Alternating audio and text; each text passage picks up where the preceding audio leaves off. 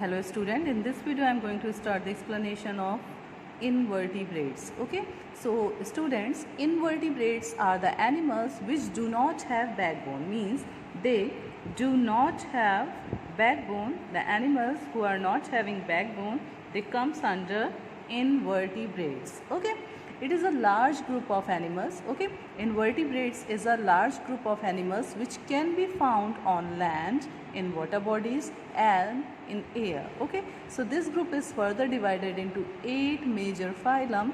First phylum is Porifera, then second Cnidaria, then Platyhelminthes, Nematoda. Okay, the next one is Annelida, Arthropoda, Mollusca and Echinodermata. So one by one we are going to study about the characteristic features of each of the phylum along with examples. Number 1, phylum Porifera. So students, phylum Porifera, the example of Porifera, they are known as sponges. Okay, so phylum Porifera is also known as sponges. Sponges are aquatic in nature. Okay, they are aquatic animals mostly found in sea water, means they are not freshwater body, they are the saline water body. Okay, and they do not move and are attached to the side or bottom of an ocean. So means they do not have any locomotory organ, and in fact they attach themselves with some hard surface. Okay, now what is the structure of a sponge?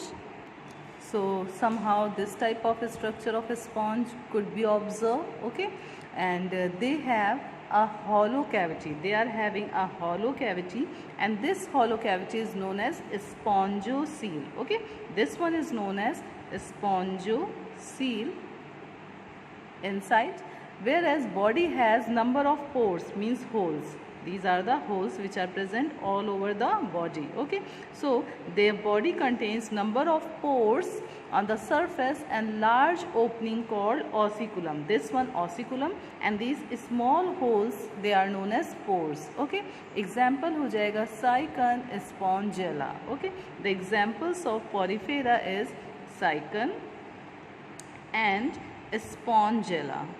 Alright, now the next phylum is, alright students, so the next phylum is phylum Cnidaria. Okay, this group includes aquatic animals mostly found in ocean. Okay, they have a hollow cavity called coelenteron.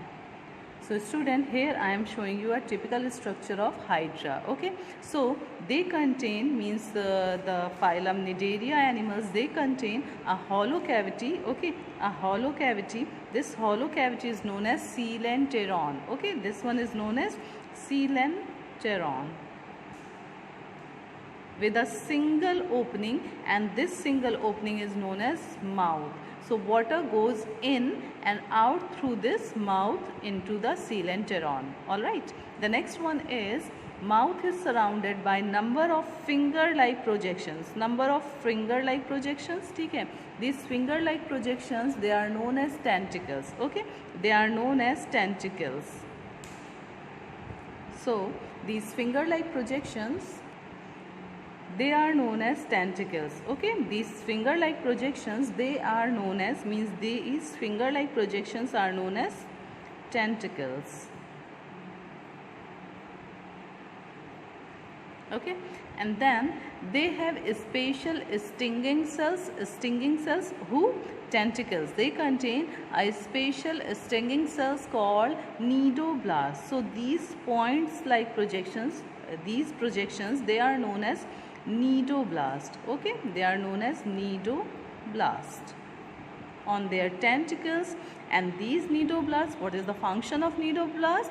They helps in defense as well as in catching the food, means they helps to defend the Hydra from any predator. Okay, and as well as it helps in catching the food.